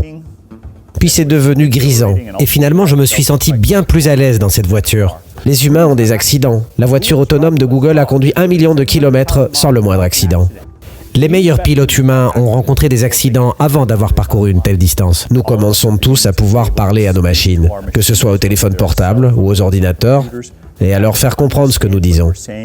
Cela aurait tenu de la science-fiction il y a quelques années, mais maintenant les machines sont capables d'exécuter nos instructions, et même de nous répondre avec des voix synthétisées par ordinateur. Je pense que dans 10 ou 20 ans, il y aura très peu de domaines, voire aucun, où le jugement humain sera meilleur que le jugement d'une machine. Les ordinateurs seront donc finalement chargés de tout, sauf du comportement humain. La technologie peut éliminer les erreurs critiques de vie ou de mort. Une machine remplit l'ordonnance au lieu d'êtres humains. Le robot offre une grande confiance, car nous savons que les pharmaciens et les techniciens en pharmacie sont des gens aux compétences incroyables, mais ils sont humains et ils font parfois des erreurs. Ici, on donne environ 3 millions de doses de médicaments en 3 mois. Donc même 1% d'erreur, c'est beaucoup trop. Ainsi, à terme, nous nous dirigeons vers un gouvernement informatisé. Et ce sera la fin de la corruption. Car les ordinateurs n'ont pas d'ambition. Les ordinateurs ne disent pas « j'aimerais être le président du monde, je veux contrôler les gens ». Ils n'ont pas de réaction viscérale.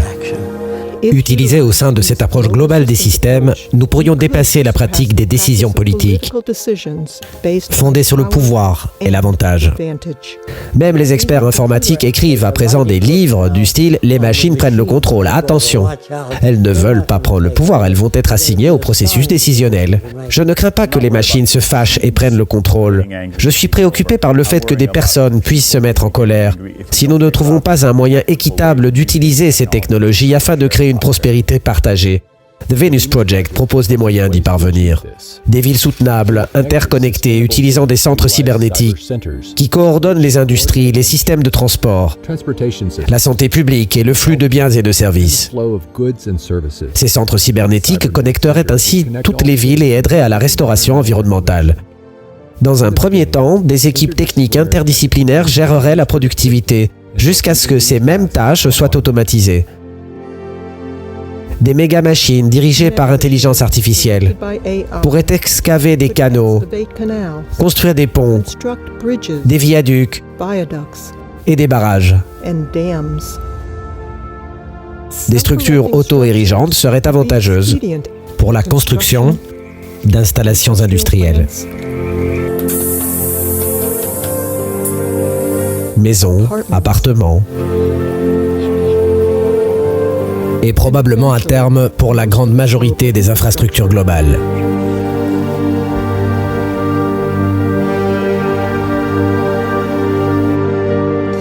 Nous étudions l'ensemble des effets négatifs avant toute construction. Il y a donc tout un groupe d'ingénieurs et d'ordinateurs qui réalisent des études à long terme de toutes les rétroactions négatives. Sous la menace de changement climatique, nous pourrions avoir à relever de très grands défis d'ingénierie. Le projet Vénus propose des excavateurs de canaux automatisés qui serviraient à conduire les eaux montantes des mers au-dessous du niveau marin, ce qui permettrait au désert de pouvoir fleurir et s'épanouir. Les villes n'utiliseraient que des sources d'énergie propres. Certains disent que c'est impossible, mais même aujourd'hui, le professeur Mark Jacobson démontre qu'il en est autrement. Notre objectif est de supprimer la totalité des carburants fossiles. Il y a 30 fois plus de solaire disponible mondialement sur les terres et les sites à haute exposition solaire que ce dont nous aurions besoin pour alimenter le monde entier à toutes fins utiles d'ici 2030. Et il y a 7 fois plus de vent que vous n'en auriez besoin pour faire la même chose. Nous essayons donc de combiner toutes les sources propres d'énergie renouvelable disponibles. Énergie éolienne, énergie solaire, énergie géothermique, hydroélectrique, houlomotrice et marémotrice. Nous aurions besoin d'environ 4 millions de grandes turbines éoliennes pour alimenter près de 50% du monde entier pour l'intégralité de ses besoins. Vous pourriez répondre que ça vous paraît beaucoup, mais gardez à l'esprit que lors de la Seconde Guerre mondiale, le monde produisit près de 800 000 aéronefs en l'espace de 5 à 6 ans seulement. Les États-Unis à eux seuls en produisirent près de 33 000 en 4 à 5 ans. Et c'était il y a des décennies. Il va de soi que nous avons aujourd'hui de bien meilleures technologies et capacités pour une production beaucoup plus rapide. Donc tout repose en fait sur une question de volonté. Ce ne sont pas des obstacles technologiques ou économiques qui nous entravent. Les barrières qui nous empêchent d'agir ne sont que sociales et politiques.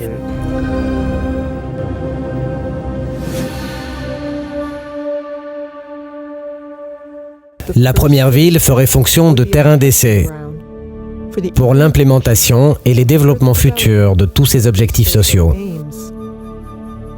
La première ville serait un énorme centre de recherche qui fabriquerait des systèmes automatisés pour les prochaines villes tout en améliorant la ville initiale. Ce serait un lieu où nous diffuserions l'information. Nous aurions des studios de cinéma, nous y ferions des jeux et de l'animation informatique et une multitude de différents médias à destination du public. Ce serait un peu comme une ville universitaire. Nous y prodiguerions des enseignements sur des thèmes comme la véritable soutenabilité pour l'avenir. Les villes du futur sont circulaires. Évidemment pas parce que j'aime les cercles, mais parce qu'il suffit de concevoir un segment du système et de le reproduire ensuite en secteurs comme des parts de gâteau. Ce serait la méthode la plus économe. Quand vous construisez des banlieues, tout s'étale. Vous devez aller en un sens pour rejoindre le dentiste, puis un tel autre sens pour vos courses, puis dans un autre pour le médecin. Tout le système est autonome. Il dispose d'éoliennes. Tous les toits exploitent l'énergie solaire. Il n'y a pas de gaspillage. Tous les déchets sont recyclés au sous-sol, en dessous des voies routières. Toutes les routes ont des conduites intégrées qui fonctionnent en aval et en amont. Nous exploitons comme ceci toute cette eau chaude pour faire fonctionner l'air conditionné et répondre aux besoins de la ville.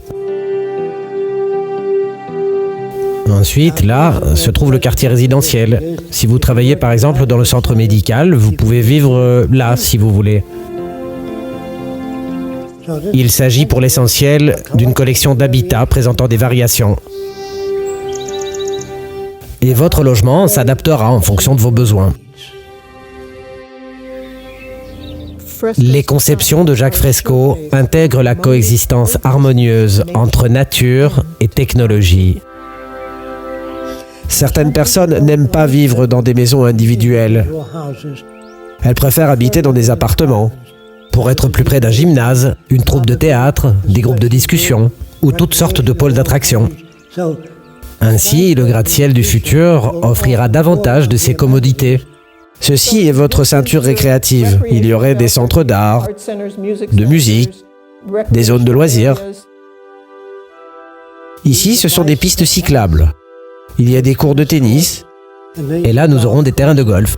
Mais les parcours de golf contiennent un pavillon où se trouvent tous les clubs de golf, de sorte que vous n'ayez rien à emmener avec vous au terrain. Vous restez là, jouez au golf, et lorsque vous avez terminé, vous y laissez vos clubs.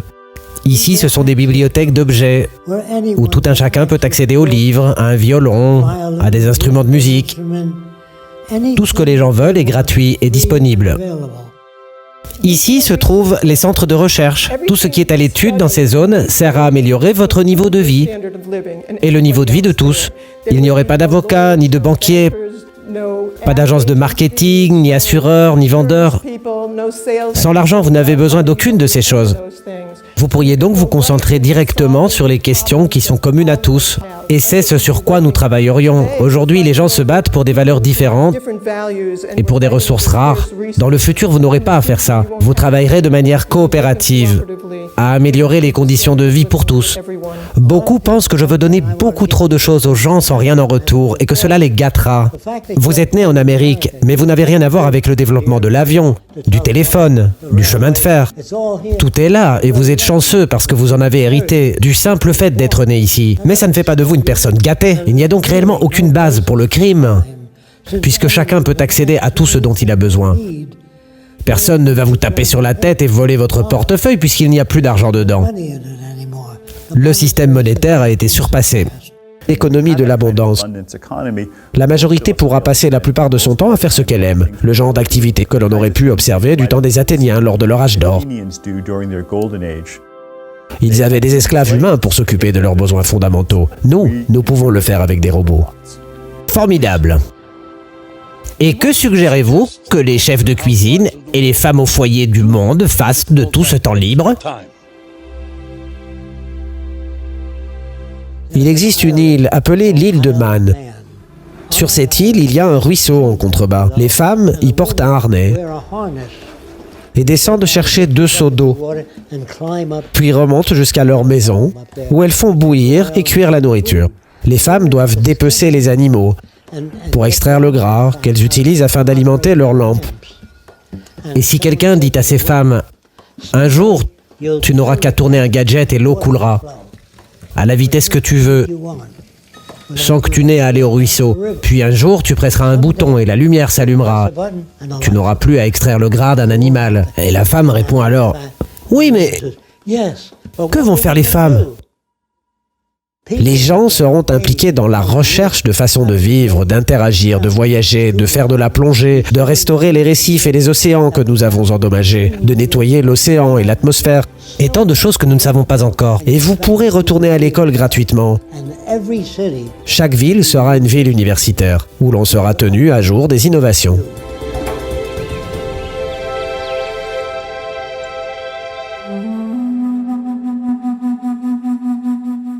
Nous réexaminerons tout, depuis nos arrangements sociaux et processus de construction, jusqu'à notre système de valeurs. Explorons maintenant comment cette nouvelle conception sociale fonctionnerait au sein d'une économie basée sur les ressources. Il ne s'agit pas juste d'une architecture, mais d'une façon de penser.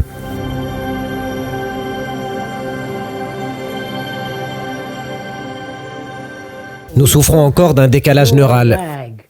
Il nous est difficile de nous projeter dans le futur sans emporter un morceau du passé. Nous ne ferons pas les livres d'histoire du futur. Nous sommes trop ignorants pour ça. Pas en technologie, on se débrouille pas mal, en informatique, en électronique aussi.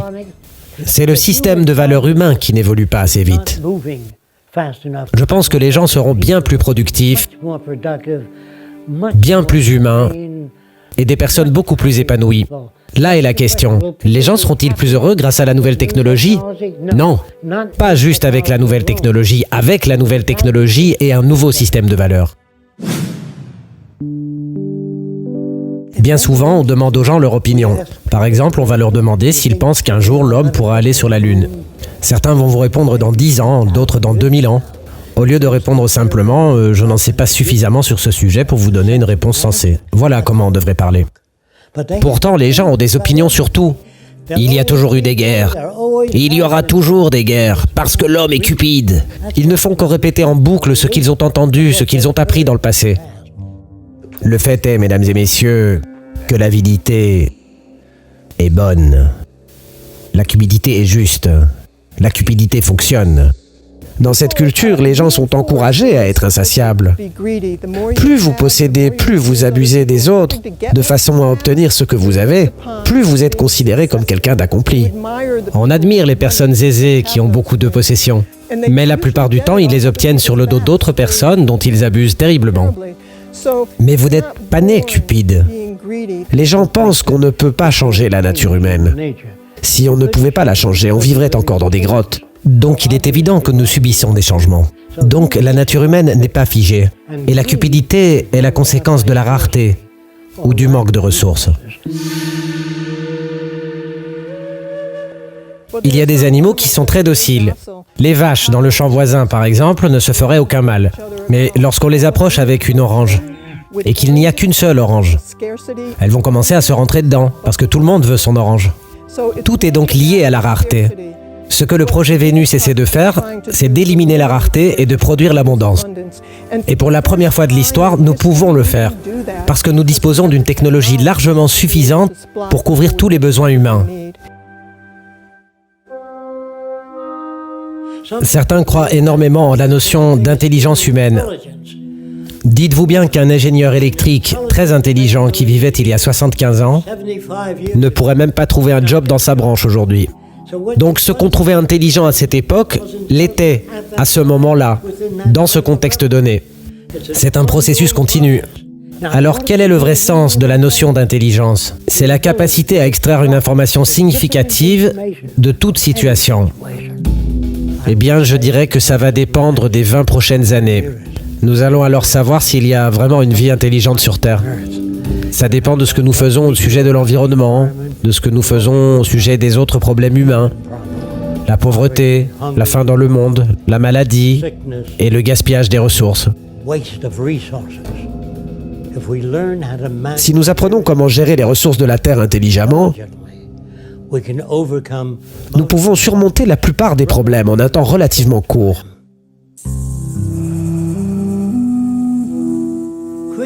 La créativité consiste à prendre des éléments connus et à les assembler de façon unique, et à ajouter quelques éléments pour améliorer le processus. C'est valable pour la musique, l'art, le dessin, les inventions. Mais si vous étudiez l'histoire des inventions, vous constaterez le rapport et le lien entre toutes ces variables. Je pense que ça fait partie de la propagande de chaque système, que de répéter que le gain financier est la principale motivation. Les gens sont effectivement intéressés par l'argent. Mais énormément de personnes sont motivées par d'autres intérêts. La recherche médicale, des gens y consacrent leur vie. Il y a des gens qui travaillent très dur et qui mettent de l'argent de côté. Ils vont en Afrique et passent tout leur temps à essayer d'aider les gens. Ils ne sont pas motivés par l'argent. Et je me méfie des gens qui ne sont motivés que par l'argent. Une montre en or à 40 000 $. Ce n'est pas une motivation saine. Vous voulez savoir ce qui tue la motivation? Vous donnez aux gens le minimum d'argent, le minimum de vacances, un travail sale et difficile, sans avenir. Un homme qui fait la plonge dans un restaurant. On lui amène une nouvelle pile toutes les 20 minutes et il n'en voit pas le bout. Il ne peut jamais acheter ni maison, ni voiture. Il n'a pas assez d'argent. Dans son cas, quelle est la motivation? Mais il doit faire la vaisselle, car il a 2 enfants, il doit les nourrir. Et croyez-moi, ce n'est pas bon du tout pour sa santé mentale. Alors qu'est-ce qui motivera les gens? Dans un monde sans guerre, sans pauvreté, sans faim, sans perte d'emploi, sans perte de revenus, vos possibilités sont phénoménales et vos motivations aussi. Des milliers de voies sont possibles maintenant que vous disposez de la nourriture, du logement et de l'éducation. Aujourd'hui, vous allez pouvoir œuvrer à résoudre non pas tous les problèmes, mais les questions du moment. Et donc nous agissons comme ça parce que nous sommes fonctionnellement égoïstes. Je veux dire qu'être égoïste pour soi-même, seul, est néfaste. Tandis que l'égoïsme fonctionnel signifie prendre soin de l'environnement, partager des idées avec les gens, et de cette façon, évidemment, tout le monde y gagne. Chaque jour, ils peuvent voir dans l'actualité que tout ce qu'ils font est utile à l'humanité tout entière.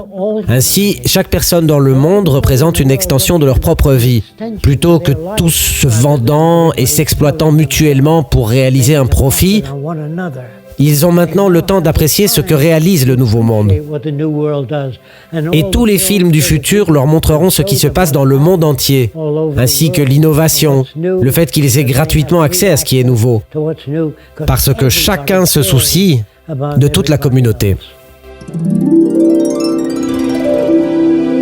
J'aimerais rayer le mot « utopie » parce que ça n'existe pas. C'est comme concevoir la meilleure ville possible.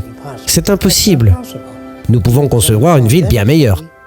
Mais à mesure que le temps passe, avec les nouvelles inventions, c'est en permanence dans un processus de changement. Sommes-nous civilisés? Bien sûr que non. C'est un processus continu. Des gens me disent « Eh bien, vos idées sont utopiques ». Ça n'a rien d'utopique. C'est de la technologie et de la science appliquée. Ce que nous voulons, c'est une société constamment émergente, qui n'est jamais établie, qui apprend toujours de nouvelles choses et qui évolue constamment vers le changement, tout en aidant les gens à s'adapter, émotionnellement et intellectuellement, à anticiper le changement et changer pour améliorer. Si l'environnement est bien structuré, il génère ce que l'on pourrait qualifier de comportement moral et éthique.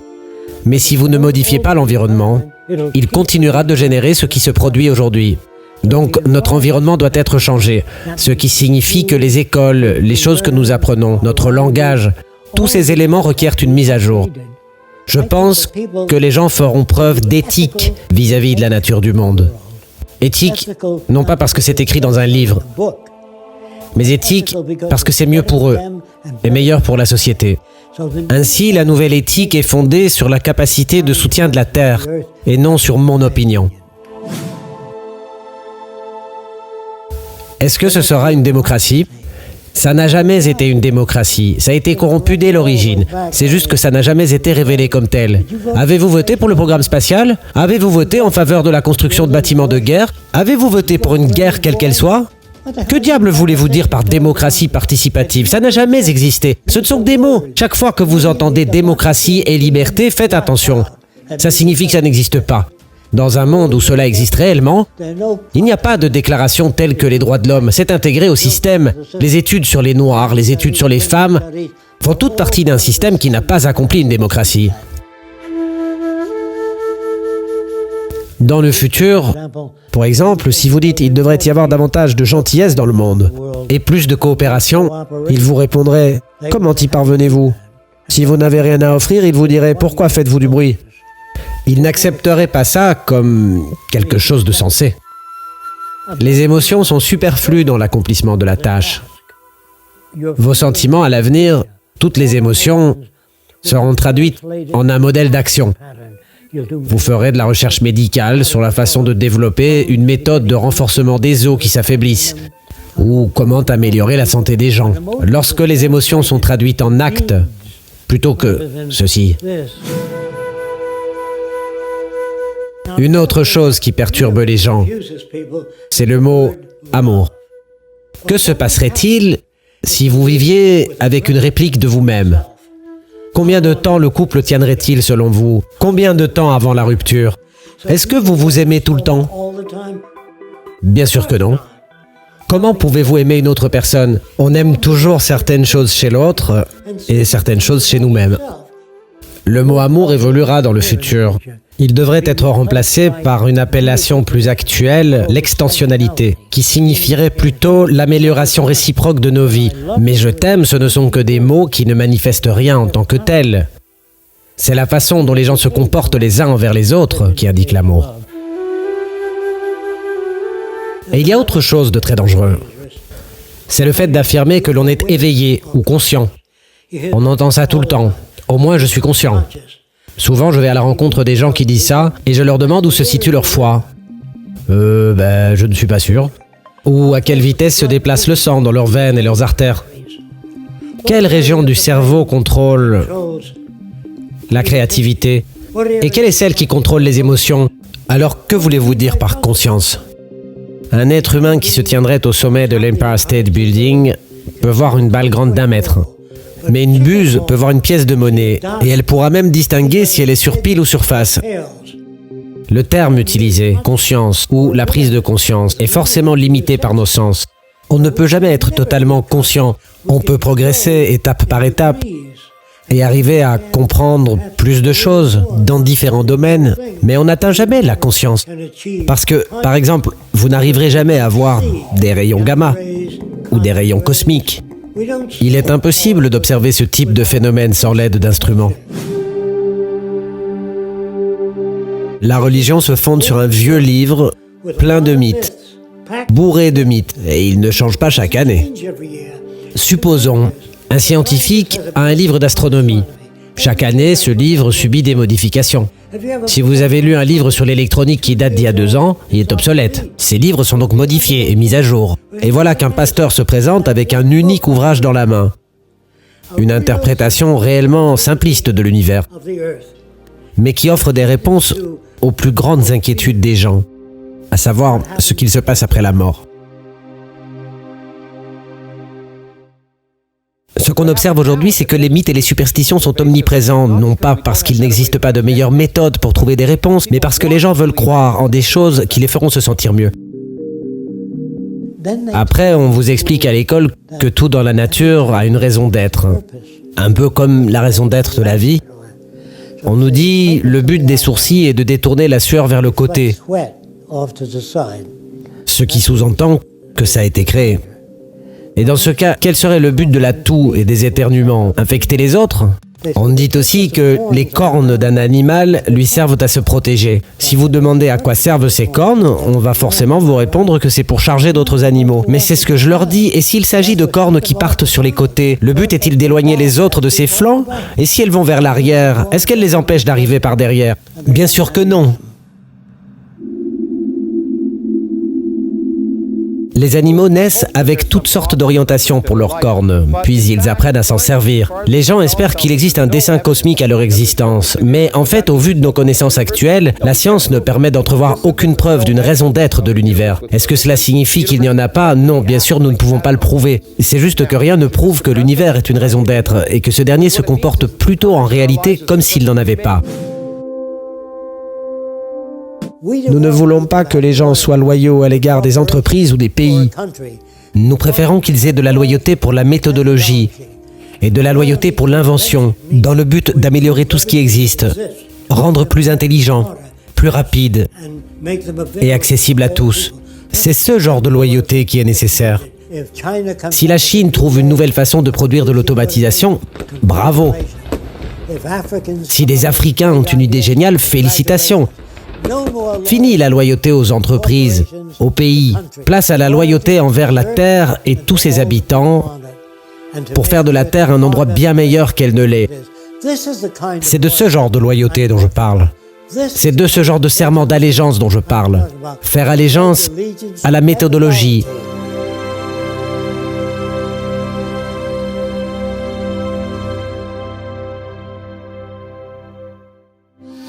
Si nous parvenons à atteindre un futur plus sain, les tâches concerneront la résolution de problèmes communs à toute l'humanité. Nous devons anticiper que la Terre est notre salut. Si nous n'en prenons pas soin, peu importe le nombre d'églises qu'on pourra construire, nous mourrons de faim et nous nous entretuerons. Les véritables défis sont la production d'abondance, la reconquête des environnements endommagés, le partage et la création de technologies innovantes et l'amélioration de la communication entre les gens. Je sais que nous pouvons construire un monde bien meilleur, exemple de guerre, de la majorité des crimes, du besoin de prison et sans besoin d'argent. Nous pouvons surpasser ça, nous avons les moyens techniques pour rendre les choses disponibles pour tous. Toutes les merveilles technologiques du monde n'ont aucun sens si elles n'améliorent pas la vie de tout le monde.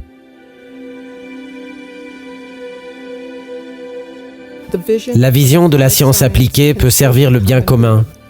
Et bien que cet objectif ait échappé aux civilisations humaines depuis des siècles, la possibilité d'une vie meilleure pour tous dépendra en fin de compte des choix que nous faisons aujourd'hui.